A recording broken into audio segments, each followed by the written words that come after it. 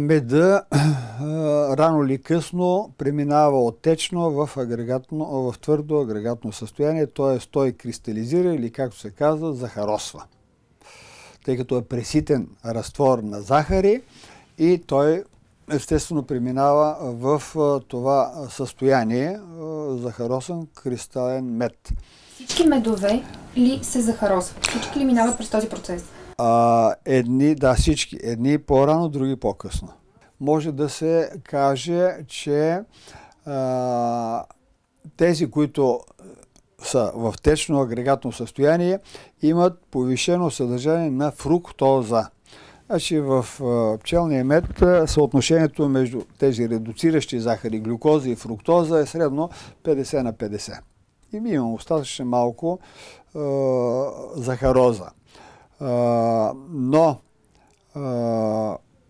тогава, когато в меда, в зависимост от растението, това е нектарен мед, в зависимост от растението имаме повишено съдържание на глюкоза, меда кристализира много бързо. Много бързо.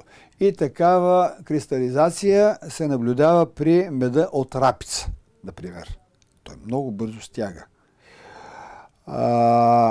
Слънчогледа също стяга, но не толкова както рапицата и някои други растения. Докато тогава, когато фруктозата е повече, а пък глюкозата по-малко, меда бавно кристализира. И колкото по-голяма е разликата между тях, толкова по-дълго време продължава този мед да бъде в течно състояние. И пример за това е акациевият мед. Как се казва, той е пример за това. Акациевият мед може да стои 1, 2 или 3 години дори в течно агрегатно състояние. За да не кристализира толкова бързо, той би трябвало да бъде чист, да няма примеси.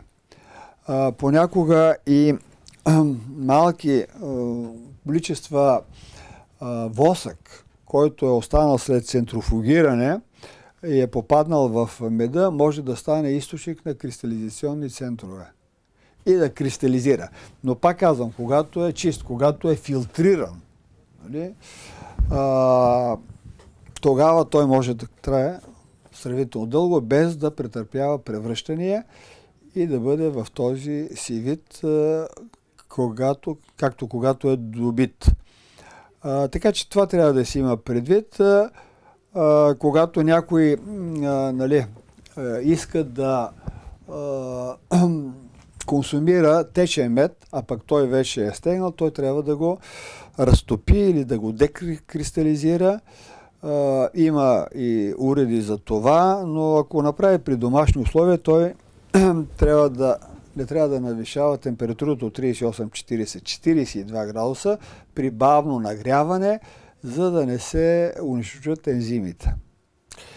И така че по този начин медовете, бивайки различни, те се държат по различен начин, в зависимост от тяхното съдържание, пашата, медоносните растения, от които се добите, и още нещо, начина по който меда е съхраняван.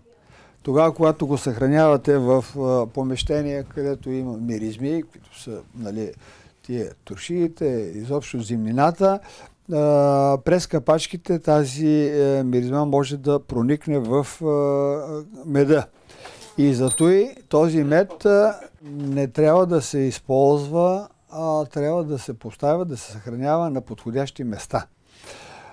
Така че меда от една страна е много чувствителен към подправки и фалшифициране, от друга страна много лесно може да се компрометира, ако се съхранява в неподходящи помещения.